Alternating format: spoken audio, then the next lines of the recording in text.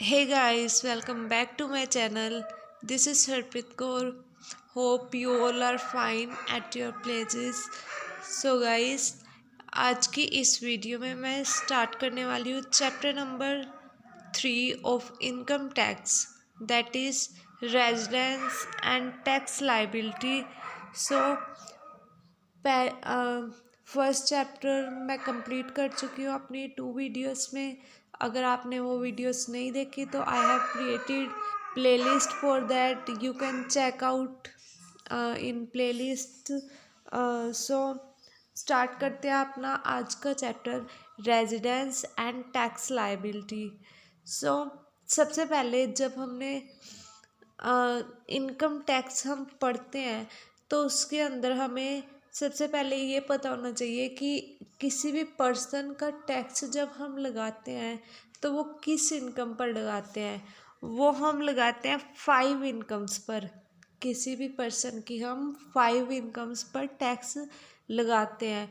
वो कौन कौन सी 5 इनकम्स होंगी, उनके हेड्स बने हुए हैं इनकम टैक्स के अंदर. सबसे पहले है हमारी income from salary, then income from house property, after then profits and gain, after then capital gains, and last है इनकम फ्रॉम अदर सोर्सेज. तो ये जो हमारे 5 हेड्स हैं ये हमारे एज इट इज़ ही हमारे आते हैं और इनके ऊपर प्रॉपर चैप्टर्स हैं तो हम वहाँ पर इनके बारे में डिस्कस करेंगे. तो अब स्टार्ट करते हैं अपना थर्ड चैप्टर. उसके अंदर सबसे पहले हमने देखना होता है रेजिडेंशियल स्टेटस. सबसे पहले रेजिडेंशियल स्टेटस क्या होता है.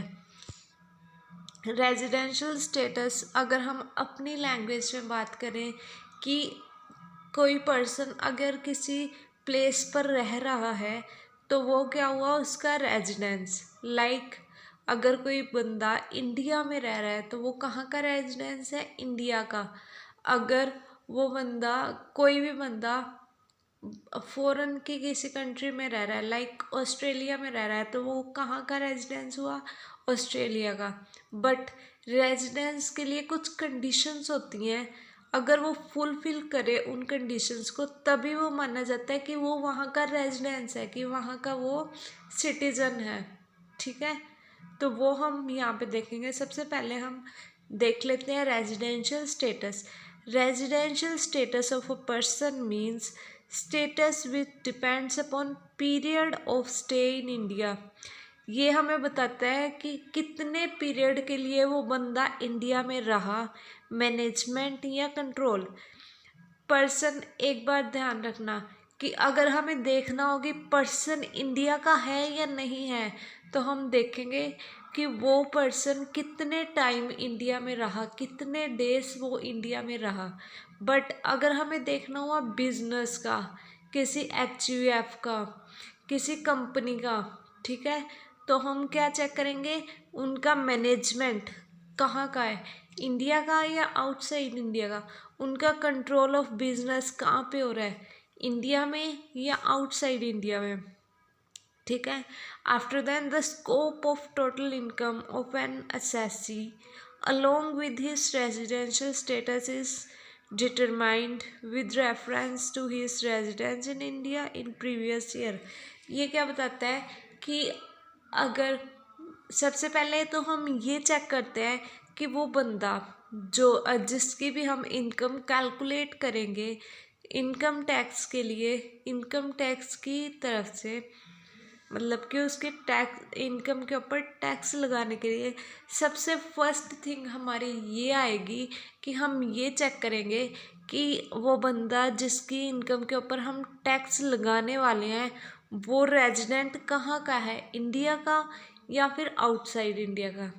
जब ये चेक हो जाएगा उसके बाद जो उसकी टोटल इनकम आएगी उसके ऊपर हम इनकम टैक्स लगाएंगे.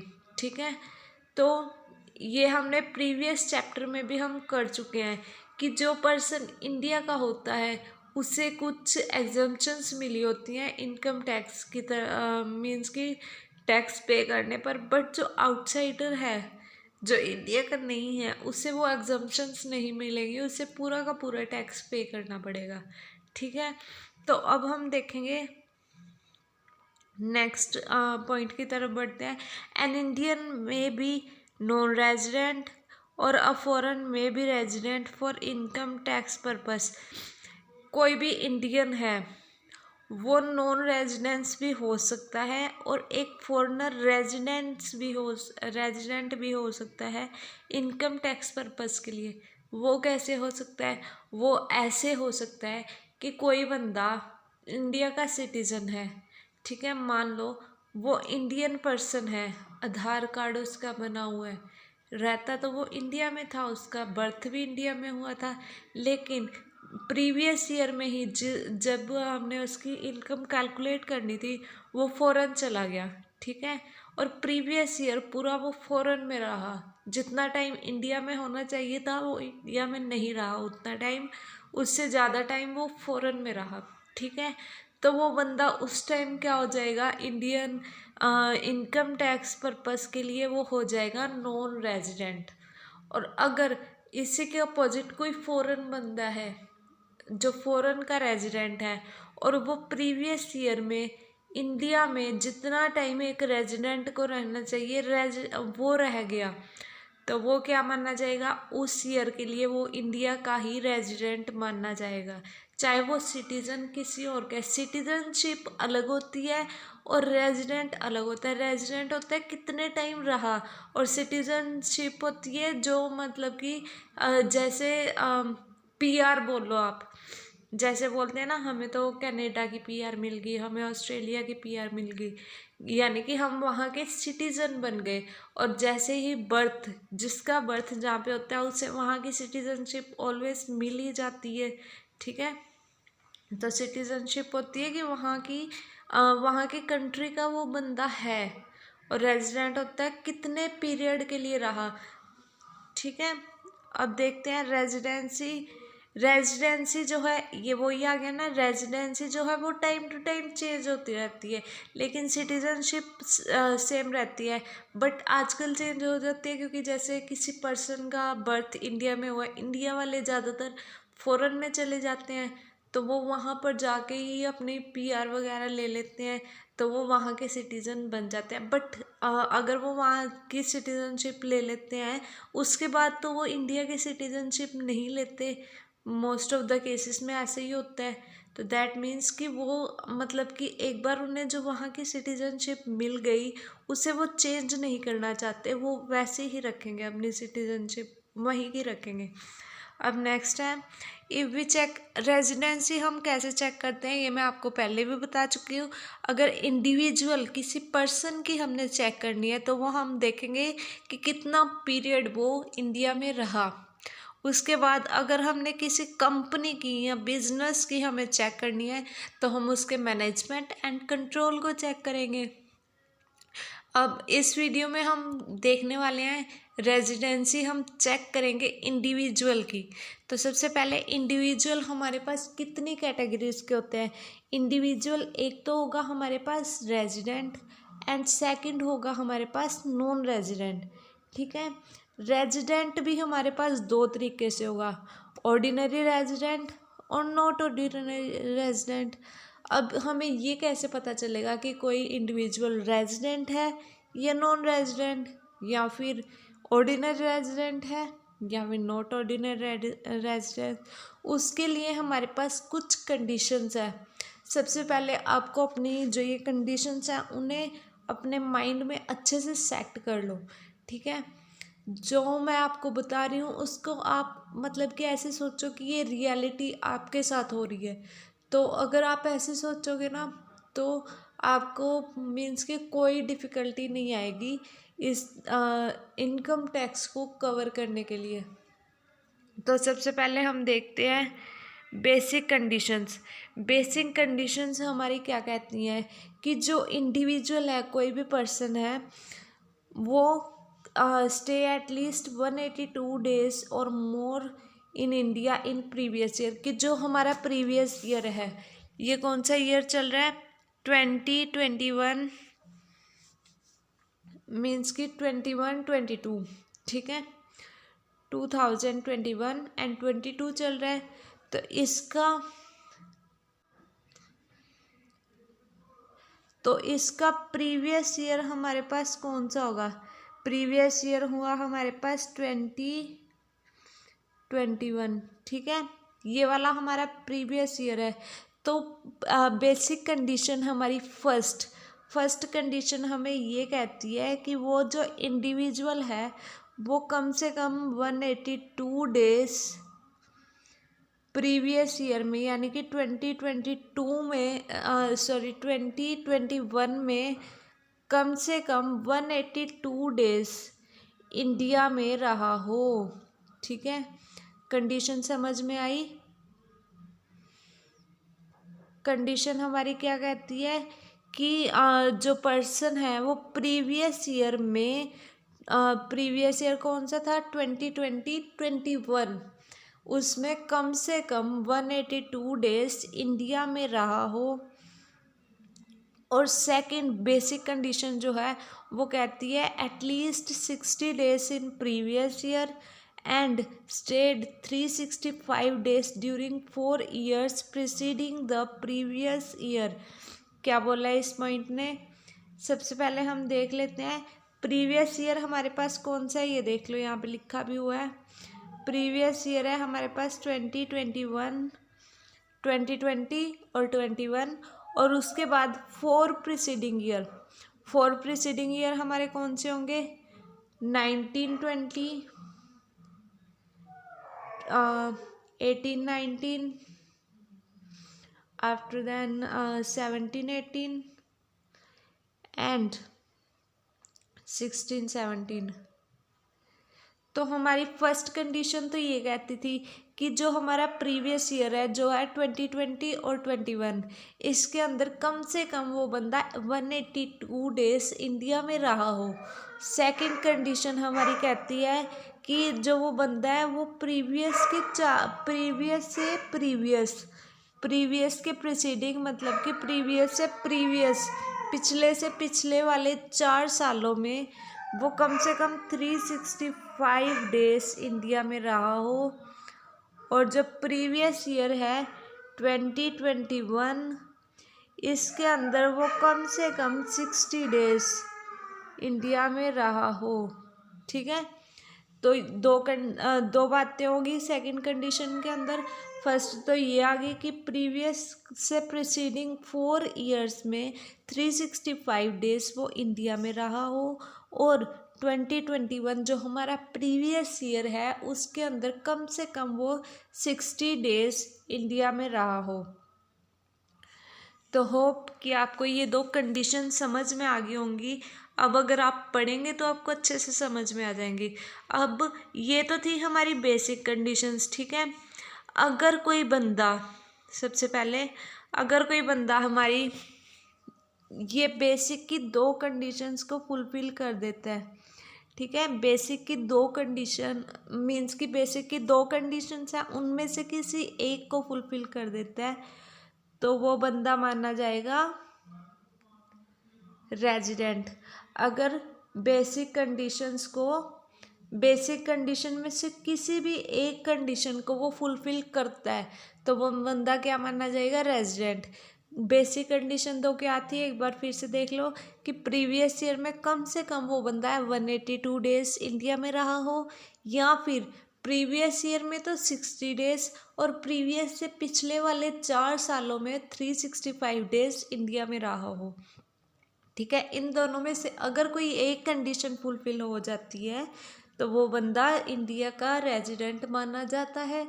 अगर दोनों ही कंडीशंस फुलफिल ना हो, अगर दोनों फुलफिल हो जाए तब भी रेजिडेंट माना जाएगा, अगर मीन्स कि सिर्फ एक फुलफिल हो तब भी रेजिडेंट माना जाएगा। अगर दोनों में से एक भी कंडीशन फुलफिल ना हो तो वो बंदा क्या माना जाएगा? बेसिक कंडीशन यहाँ पे फुलफिल नहीं हो रही तो वो बंदा माना जाएगा नॉन रेजिडेंट ऑफ इंडिया। अब ये तो हमें पता चल गया हमने रेजिडेंट कैसे चेक करना है और नॉन रेजिडेंट कैसे चेक करना है। अब बात आती है कि अगर वो बंदा रेजिडेंट हो गया तो उसके अंदर भी तो 2 पार्ट्स आ रहे हैं, ऑर्डिनरी रेजिडेंट और नॉट ऑर्डिनरी रेजिडेंट। तो उसके लिए हमारे पास ऐसे ही 2 कंडीशन हो रहा है, एडिशनल कंडीशंस जिन्हें हम बोलते हैं। तो अगर कोई बंदा उन एडिशनल कंडीशन में से, दो कंडीशंस हैं अभी मैं आपको बताऊंगी, उन दोनों एडिशनल कंडीशन में से कोई एक या फिर दोनों कंडीशंस फुलफिल कर दे तो वो बंदा ऑर्डिनरी रेजिडेंट माना जाएगा। अगर कोई भी पर्सन दोनों में से कोई भी, दोनों में से एक भी कंडीशन फुलफिल नहीं हो रही एडिशनल वाली, ठीक है, तो वो बंदा माना जाएगा नॉट ऑर्डिनरी रेजिडेंट। तो एक बार उन कंडीशंस को भी देख लेते हैं, एडिशनल कंडीशंस।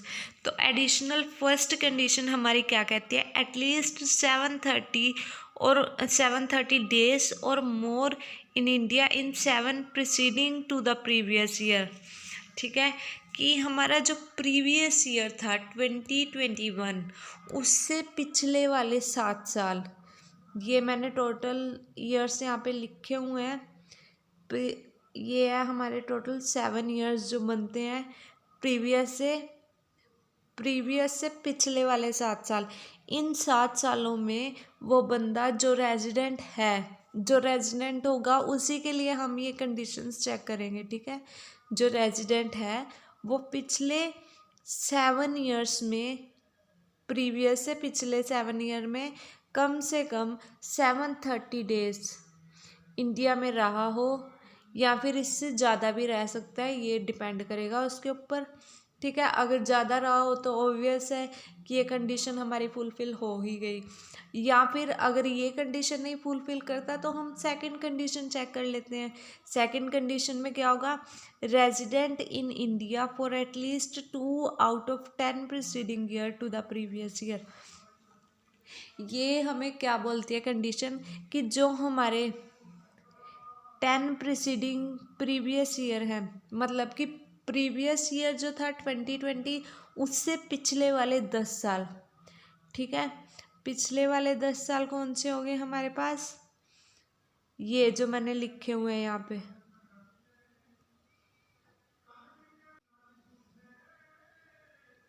ये जो मैंने यहाँ पे लिखे हुए हैं प्रीवियस ईयर से पिछले वाले 10 साल। ठीक है, इन 10 सालों में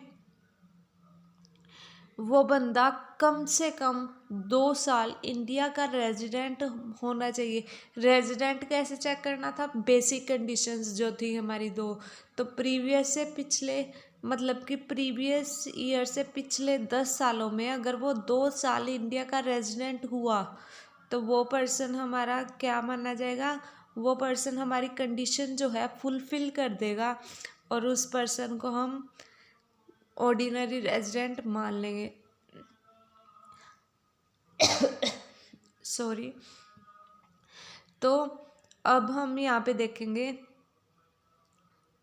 अगर फॉर एग्ज़ाम्पल हम ले लेते हैं कि हमारा कोई पर्सन है, उसने हमारी बेसिक कंडीशन में से एक या दोनों ही कंडीशन फुलफिल कर दी और एडिशनल कंडीशंस हम चेक कर रहे हैं। ठीक है, तो एडिशनल कंडीशन में हमारे पास क्या आ रहा है कि वो 2019 में तो 2019 में तो नॉन रेजिडेंट रहा यहाँ पे, और यहाँ पे रहा रेजिडेंट, तो नेक्स्ट ईयर भी वो कुछ नहीं था, नॉन रेजिडेंट था, उससे नेक्स्ट भी नॉन रेजिडेंट था, फिर रेजिडेंट आया, फिर 1 साल रेजिडेंट हो गया, फिर नॉन रेजिडेंट, फिर नॉन रेजिडेंट, फिर रेजिडेंट हो गया, फिर नॉन रेजिडेंट।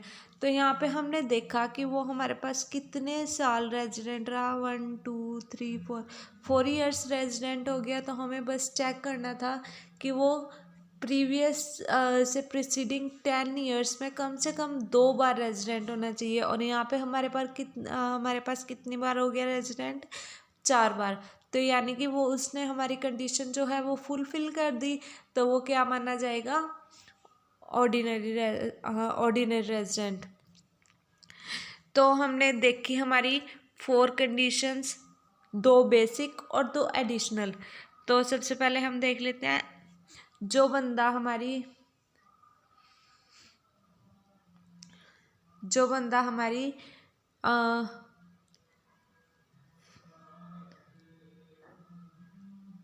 फर्स्ट 2,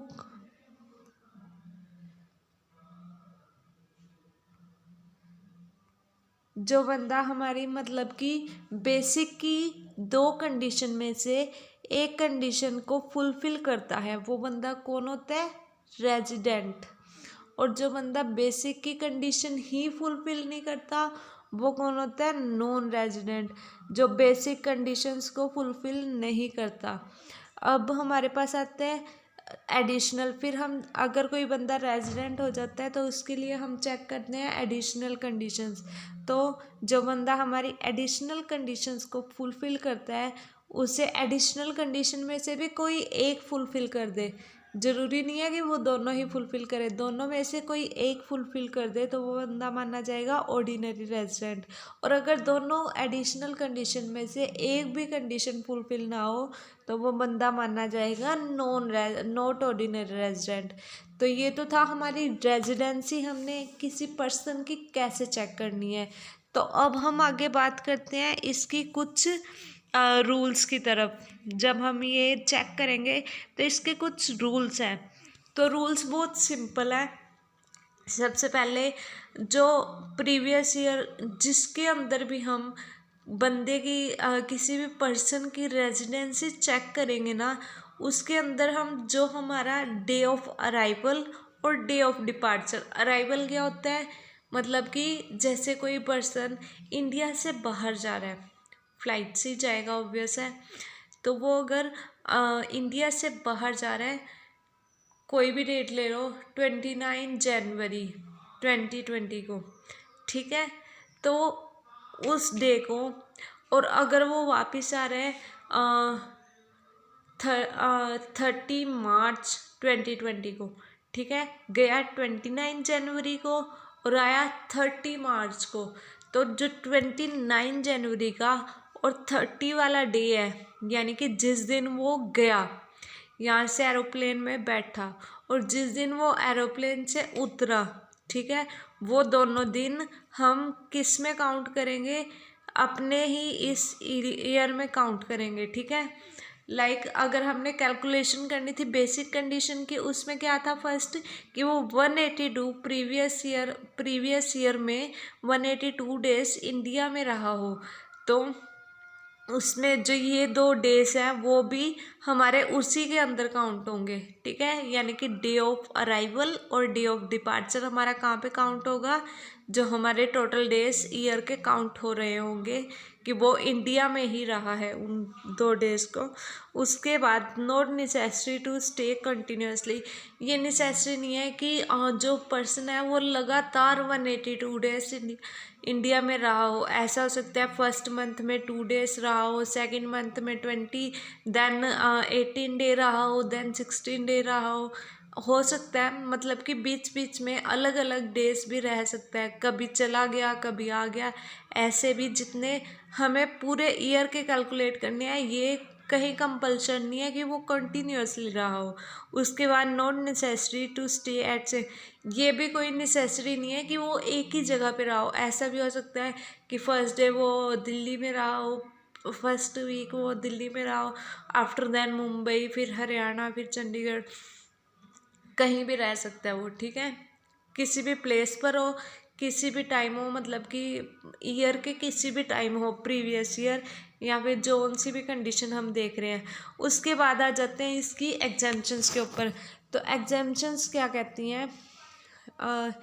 इसकी 3 एग्जाम्पशंस हैं, तो वो हम देख लेते हैं। सबसे पहले, अगर कोई पर्सन, क्वेश्चन में आपको आ गया, अगर कोई पर्सन इंडियन क्रू का मेंबर है, ठीक है, अगर कोई पर्सन इंडियन क्रू का मेंबर है या फिर कोई पर्सन इंडियन सिटीजन है और वो फॉरेन गया है एम्प्लॉयमेंट पर्पस के लिए, इंडियन सिटीजन है और एम्प्लॉयमेंट पर्पस के लिए वो फॉरेन गया है। उसके बाद थर्ड क्या कहता है कि इंडियन सिटीजन है और वो बाहर जाके सेटल हो गया है, ठीक है, और उसे इंडियन इनकम हो रही है, ठीक है, तभी हम उसके ऊपर चार्ज करेंगे इनकम टैक्स। सबसे पहले कौन सी 3 कंडीशन थी? इंडियन क्रू का मेंबर है या फिर इंडियन सिटीजन है और फॉरेन एम्प्लॉयमेंट पर्पस के लिए गया है, इंडियन सिटीजन है और फॉरेन जाके सेटल हो गया है, ठीक है। तो उसके लिए हमारे पास क्या कंडीशन होती हैं कि जो हमारी दो बेसिक कंडीशन थी ना, उसमें से जस्ट हम फर्स्ट वाली कंडीशन चेक करते हैं, सेकंड वाली कंडीशन को हम चेक नहीं करते। फर्स्ट कंडीशन क्या थी कि वो 180 डेज प्रीवियस ईयर में 2020 और 21 में इंडिया में रहा हो। और जो सेकंड बेसिक कंडीशन थी वो क्या कहती है कि प्रीवियस ईयर में 60 डेज और प्रीवियस से पिछले 4 सालों में 365 डेज इंडिया में रहा हो। तो अगर इन तीनों में से कोई भी थिंग हमारे पास क्वेश्चन में गिवन है तो हम सिर्फ फर्स्ट वाली कंडीशन को चेक करेंगे, सेकंड कंडीशन को चेक नहीं करेंगे। अगर तो वो फर्स्ट कंडीशन फुलफिल कर देता है तभी उसके ऊपर जो है इनका, तभी वो रेजिडेंट माना जाएगा, अदरवाइज वो और नॉन रेजिडेंट माना जाएगा। ठीक है, तो ये तो था हमारा कि हम इंडिविजुअल की इनकम, इंडिविजुअल की रेजिडेंसी कैसे चेक करते हैं। तो आज के लिए बस इतना ही। अगर वीडियो अच्छी लगी हो तो वीडियो को लाइक करें, शेयर करें अपने फ्रेंड्स में, चैनल को सब्सक्राइब करें एंड कमेंट्स में बताएं कि आपको ये वीडियो कैसी लगी। सो मिलते हैं अपनी नेक्स्ट वीडियो के साथ। Bye bye, take care.